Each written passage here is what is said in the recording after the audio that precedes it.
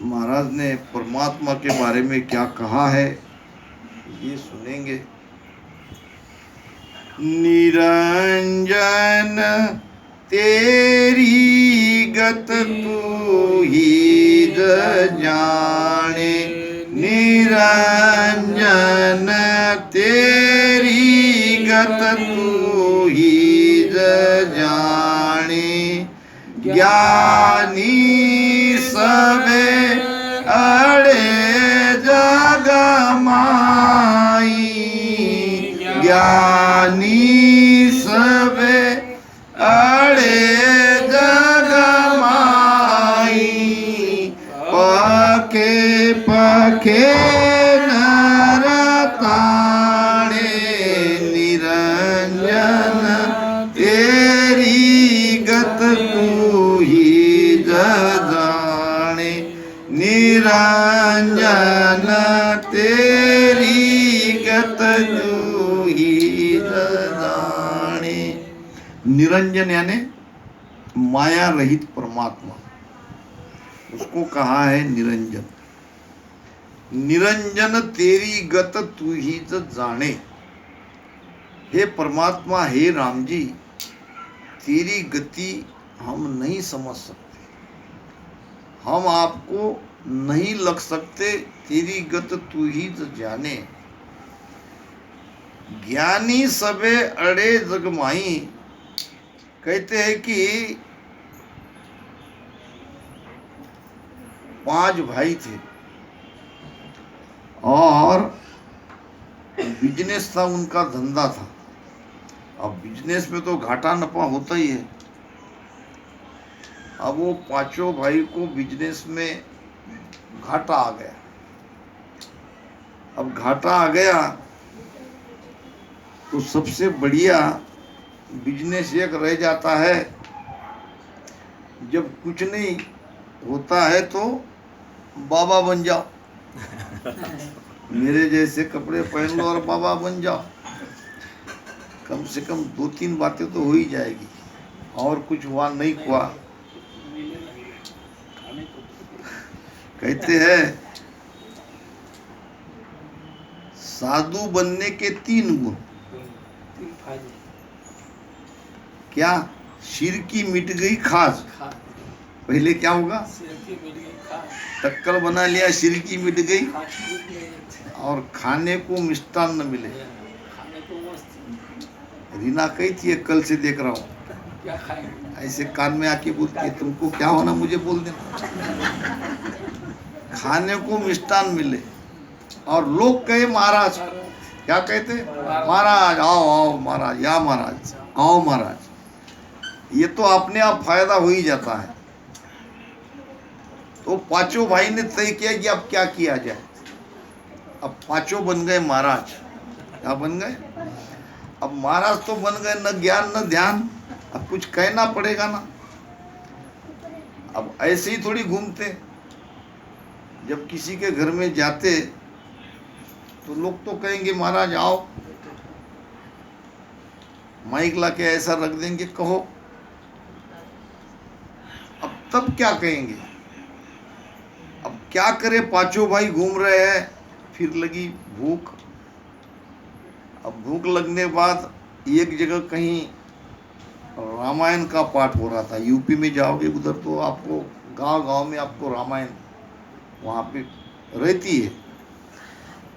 तो एक जगह ऐसी किसी सेठ ने रामायण का पाठ करवाया था। जाके ये 5 साधु के वेश में बैठ गए। आओ महाराज, आओ महाराज, आओ महाराज। सम्मान से उनको स्टेज पे बिठाया और उनके सामने वो पीटी, तबला, माइक वगैरह रख दिए। अब इनको लगा कोई संत है, अब ये भी रामायण करने के लिए आए होंगे। भोजन प्रसाद तो पहले ही खा लिया और जाके उनको बिठा दिया। अब कहने लगे शुरू करो। अब क्या शुरू करें? आता तो कुछ नहीं था। ये तो धंधा में घाटा खाने के बाद साधु बन गए।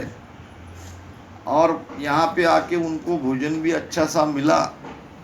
अब गाय तो कैसे गाय, पांचों भाई देख रहे एक में की तरफ, अब क्या करे क्या करे। फिर पहला भाई कहने लगा, ऐसे ले लिया उसने बेटी को, थे जपा सो मैं जपा, थे जपा सो मैं जपा। शेठ जी को लगा ये कौन सा रामायण है। अब दूसरा कहने लगा, तेरी गत सो मेरी गत, तेरी गत सो मेरी गत। तीसरा कहने लगा, ये धांगड़ धींगा कब तलक, ये धांगड़ धींगा कब तलक। चौथा भाई कहने लगा, जब तक चलेगी तब तलक, जब तक चलेगी तब तलक। पांचवा कहने लगा ऐसे सिर पे हाथ दे के, हाय राम जाने क्या होगा, हाय राम जाने क्या होगा। अब सेठ जी को आया गुस्सा। सेठ जी ने अपने दीवान जी को कहा, दीवान जी इधर आओ, ये कौन सा रामायण है। आज तक तो मैंने कई रामायण पढ़े, वाल्मीकि रामायण, तुलसी रामायण, सुबोध रामायण, ये कौन सा रामायण है। दीवान जी था होशियार, उसने पहचान लिया कि ये कोई साधु विदु नहीं है, बेचारे कर्म के मारे यहाँ आए हैं। अगर इनकी पोल मैं खोलता हूं तो सेठ जी इनको अपमानित करके भगा देंगे।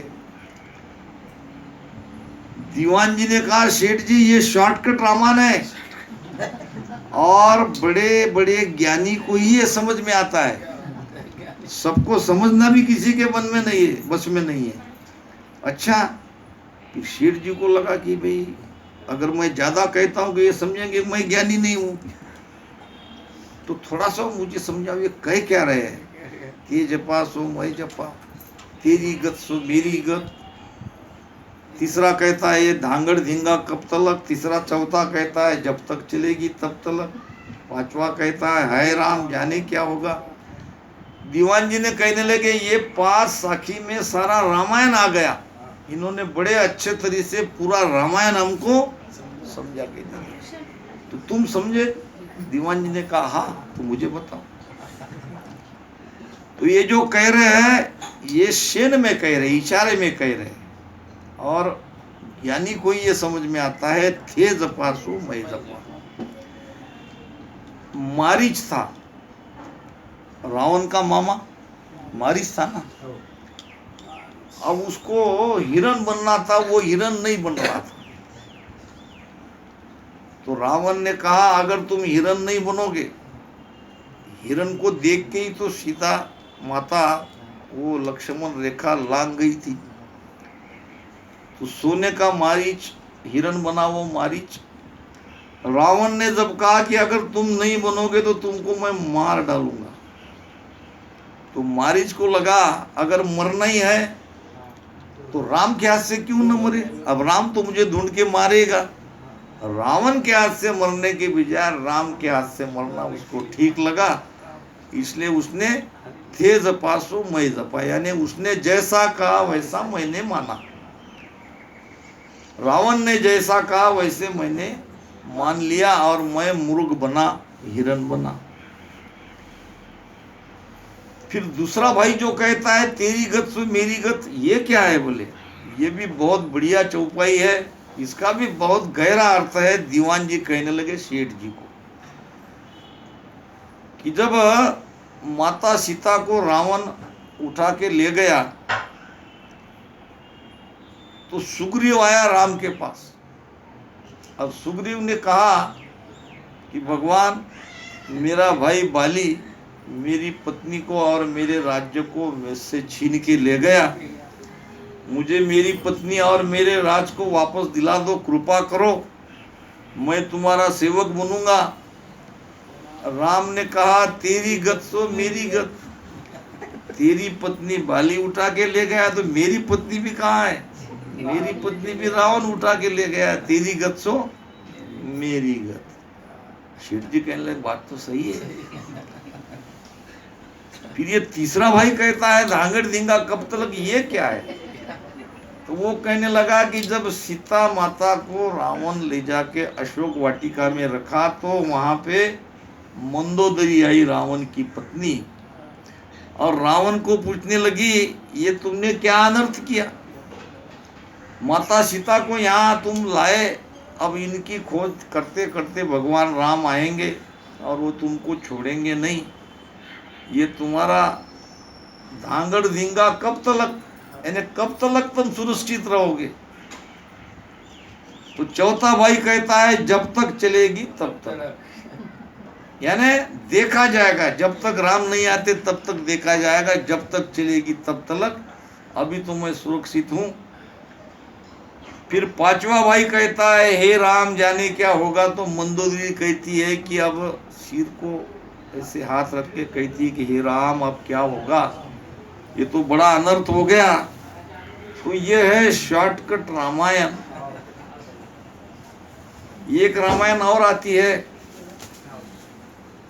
एक रावन्ना एक रामन्ना, एक क्षत्रिय दूसरा बामन्ना, वाने वाकी नार हरी वाने वाका घर झाल्या, और बात की बन गई बातन नान पोती लिखे रामन्ना। हो गई रामायण। इतना ही तो है। एक रामन्ना एक रावन्ना, एक राम था एक रावण था, एक क्षत्रिय एक बामन्ना, एक था क्षत्रिय एक था ब्राह्मण। राम थे क्षत्रिय और रावण थे ब्राह्मण। वाने वाकी नार हरी, अब उसने उसका स्त्री का हरण किया, वाने वाका घर झाल्या, राम ने उसके रावण की लंका को आग लगा दी हनुमान के द्वारा। बात की बच गई बातन ना, यानी इतनी छोटी सी बात थी, उसकी इतनी बड़ी बात हो गई। और पोथी लिखे रामन्ना, अब रामन्ना ने जाके रामायण की पोथी लिख डाली, बस इतनी तो बात है। ज्ञानी सवे अड़े जगमाई, सबसे ज्यादा विवाद ज्ञानियों में हुआ है। अज्ञानी तो बेचारे जो भी कुछ कहा गया वो मान लेते हैं, वो कर भी लेते हैं, मगर ज्ञानियों के भीतर में अक्सर ये विवाद होता है और अड़ते हैं, अपना अपना पक्ष रखते हैं। ज्ञानी अपना पक्ष को रख के कहते हैं कि भाई हम ही सच्चे, हमारा ही ज्ञान अच्छा, हमारा ही मार्ग अच्छा। कहते हैं कि भगवान विष्णु कहाँ है, इसके बारे में दो ज्ञानी में विवाद हो रहा था। ये कहता था कि भगवान विष्णु वैकुंठ में है, उसकी भी बात बरोबर थी, उसने वैकुंठ में देखा तो वैकुंठ में कहेगा। दूसरा कहता था भगवान क्षीर सागर में है, माता लक्ष्मी के साथ बैठे हैं। अब दोनों में हो रहा विवाद। ऊपर से माता पार्वती ने भगवान शिव जी को कहा कि मृत्युलोक में दोनों ज्ञानी अड़े हैं, भगवान के बारे में दोनों अपना अपना पक्ष रख रहे हैं, दोनों में विवाद हो रहा है, तुम जाके मिटाते क्यों नहीं उनका विवाद? माता पार्वती के कहने से भगवान शिव जी आए और एक संत बनके फिर दोनों को कहा कि भाई क्यों विवाद कर रहे हो? तो दोनों ने अपना अपना पक्ष रखा। अब तुम कहो परमात्मा कहाँ है? तो भगवान शिव ने कहा हरि व्यापक है सर्वत्र समाना। परमात्मा कहाँ नहीं है? परमात्मा तो सब जगह है। सब जग मेरा साइया खाली घट न कोई, एक भी घट खाली नहीं है। परमात्मा कहाँ नहीं है ये प्रश्न होना चाहिए।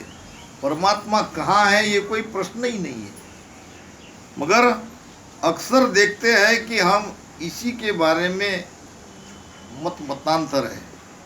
जैसे कि एक कहानी आती है, आपने बहुत बार इसको सुनी होगी, कि एक अंधों का गांव था, उस गांव में सभी लोग अंधे थे।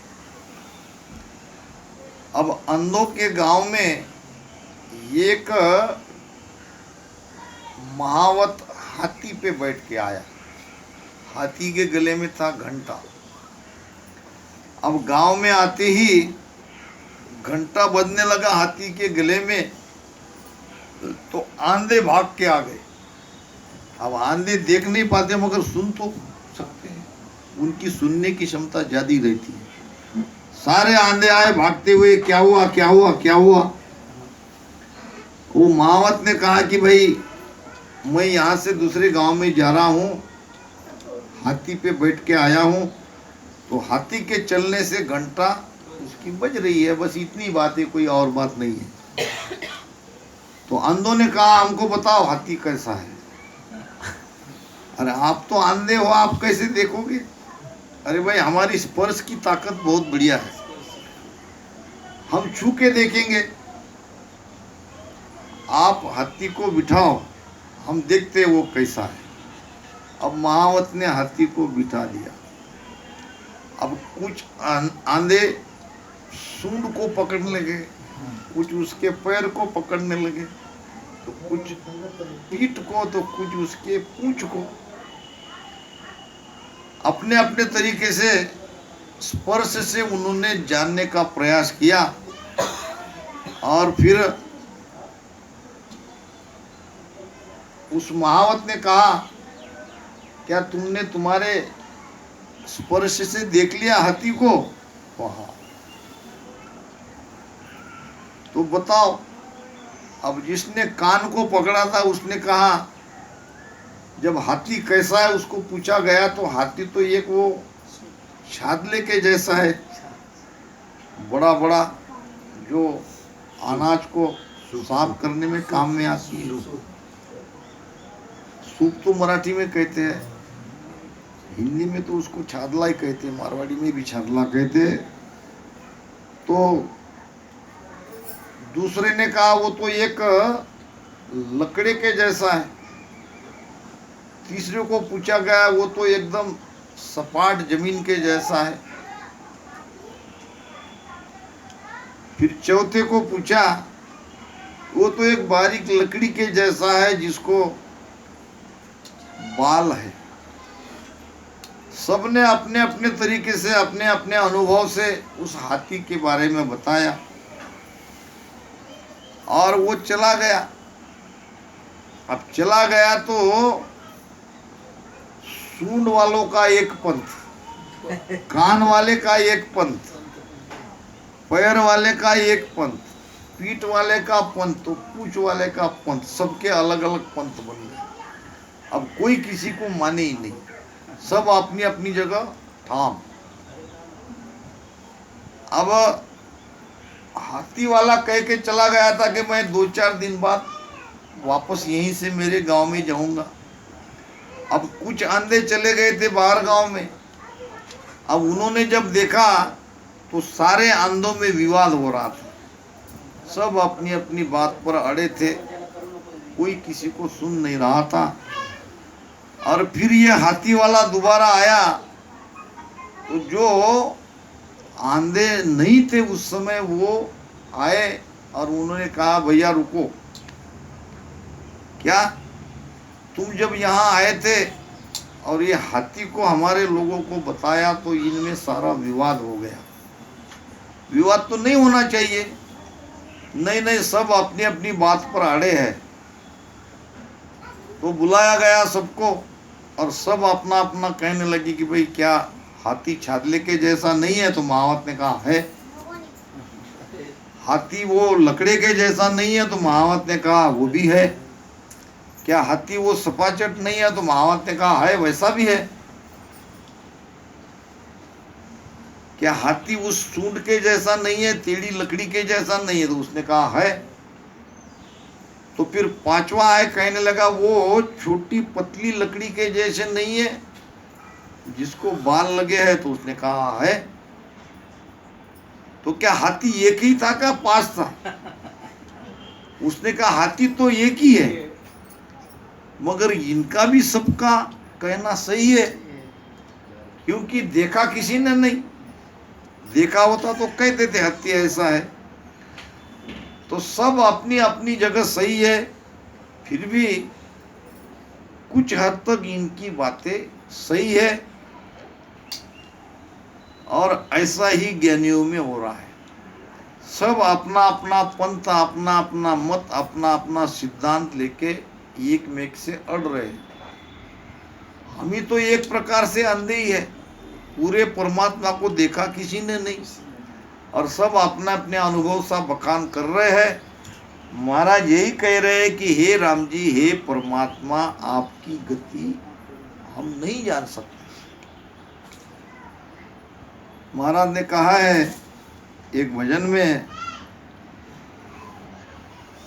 ऐसा भेव बताव जो सिमरत गुरु मेरा,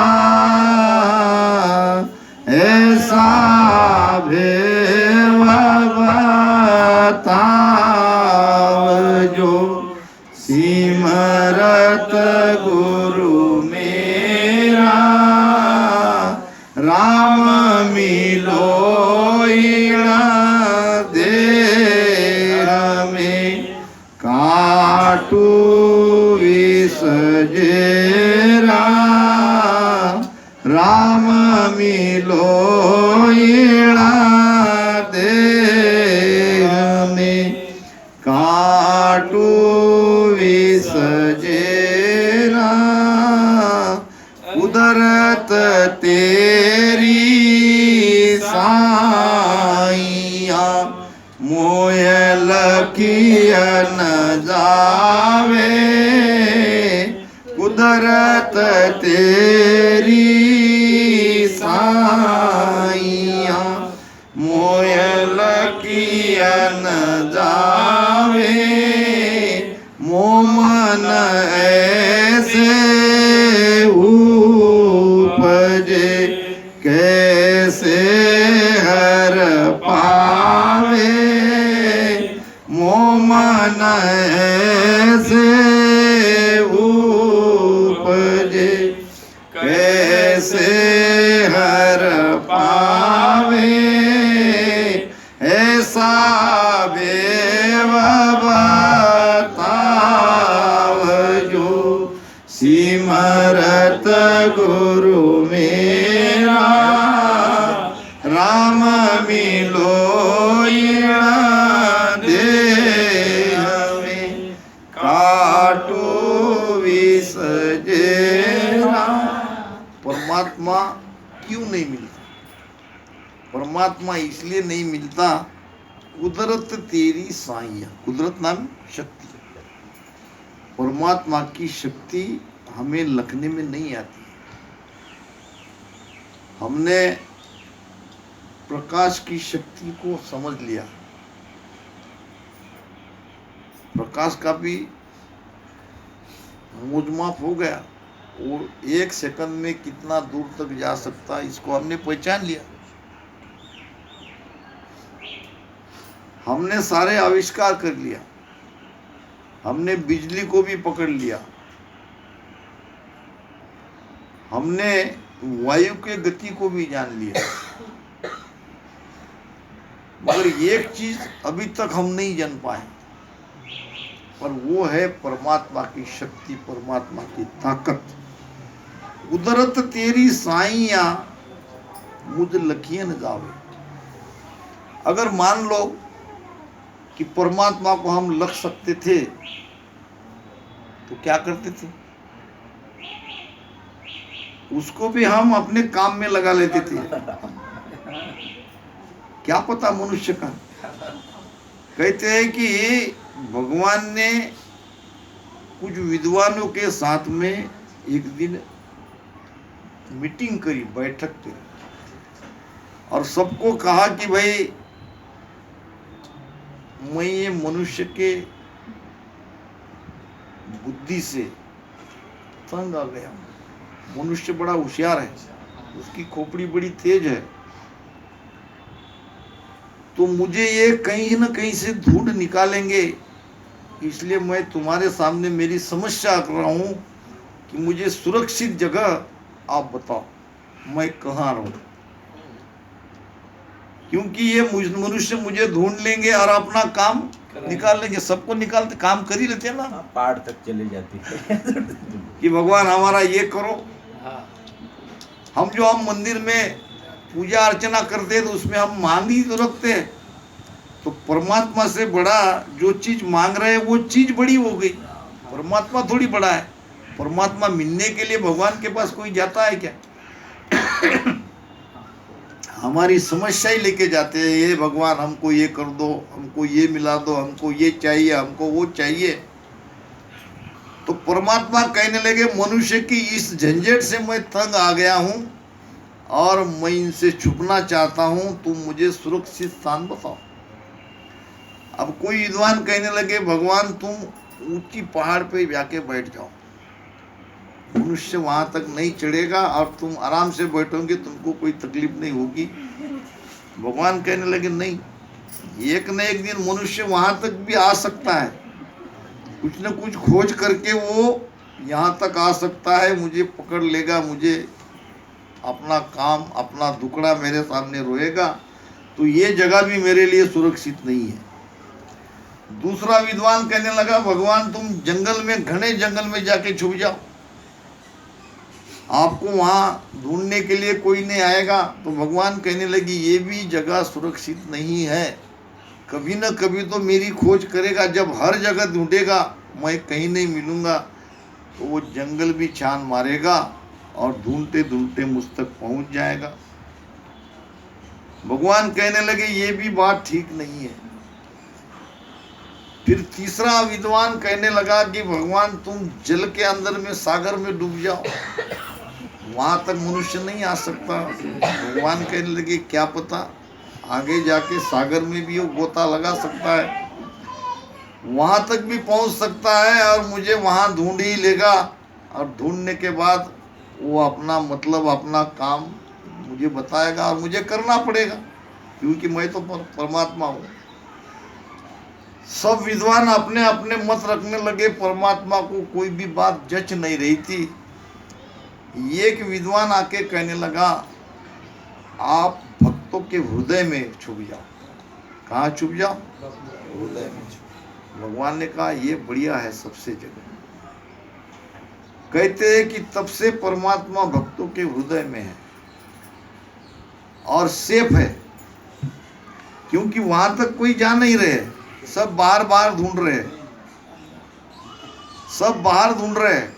एक रविंद्रनाथ टैगोर की कविता है परमात्मा का घर, बंगाली में है, बहुत ही अच्छी कविता है, याद आ गई। उसमें कवि कहता है कि मैंने परमात्मा को बहुत ढूंढा, जंगलों में ढूंढा, पहाड़ों में ढूंढा, परमात्मा नहीं मिले। परमात्मा को सब जगह ढूंढा, मंदिरों में ढूंढा, गिरजा में ढूंढा, मस्जिदों में ढूंढा, परमात्मा नहीं मिले। खोज निरंतर जारी थी और ऐसे ही एक दिन परमात्मा का घर मुझे दिखाई दिया। वहां लगी थी परमात्मा का घर, ऐसी बाहर में ऐसे लिखा रहता ना, यहाँ लिखा है राहुल राठौर लिखा है ना घर के बाहर कि ये इसका घर है। तो वैसे परमात्मा घर एक तख्ती वहां पे लगी थी। बहुत आनंद आया उस कवि को कि अब परमात्मा का घर मुझे मिल गया। सीढ़ियां चढ़ा जल्दी जल्दी जल्दी जल्दी, और अब परमात्मा के घर की बेल या सांकल ऐसे बजाने वाला था कि अंदर से एक भय प्रकट हुआ मन में। वो सोचने लगा कि अगर मान लो परमात्मा मुझे मिल गए फिर मेरा क्या होगा, मैं तो खत्म हो जाऊंगा, मैं तो जीवित नहीं रहूंगा। हम खत्म होने के बाद ही तो परमात्मा मिलेंगे। जीवत मरिए भवजल तरिए, जीते जी हमको मरना पड़ेगा, जीते जी मर बैठे वो भवसागर तर बैठे। परमात्मा पाना यानी अपने आप को खत्म करना, सब तरह से मन को हटा देना, इसी को तो परमात्मा पाना कहते। परमात्मा पाना नहीं है, वो तो अंदर ही है, मिला हुआ ही है। हमको सारी चीजें छोड़नी पड़ती है, धीरे धीरे सब छोड़ते जाएंगे तो बीच में तो रहेगा वो परमात्मा ही रहेगा। तो वो कवि वहां पे सोचने लगा कि अगर मैं दरवाजा खोलने के लिए साकल बजाता हूं, तो परमात्मा ने अगर दरवाजा खोल दिया तो फिर मेरा क्या, मैं तो खत्म हो जाऊंगा। और फिर खत्म होने के बाद क्या फायदा। कहते हैं कि साकली बजाना उसने छोड़ दिया और धीरे धीरे सीढ़ियां नीचे उतरा। परमात्मा की तरफ आवाज नहीं जाए इसलिए जूते भी उसने अपने हाथ में उठा लिए। क्या पता अगर आवाज आई खटखट की, परमात्मा ने दरवाजा खोल दिया तो। और वापस आ गया और कहते हैं कि मैं परमात्मा को अभी भी ढूंढ रहा हूं, जबकि मुझे मालूम है वो कहाँ है। उस जगह छोड़ के बाकी सब जगह मैं ढूंढ रहा हूं। तो कहते हैं कि हमारी मृत्यु में ही परमात्मा को पाना लिखा है। सब तरह से हमको ये इंद्रिया का जो सुख है, ये जो मन का सुख है, सब सुख को छोड़ना पड़ेगा। सब में से मन को निकालना पड़ेगा। भजन से यही तो सब होता है। तो ये मरने से सब डरते हैं, मरना कोई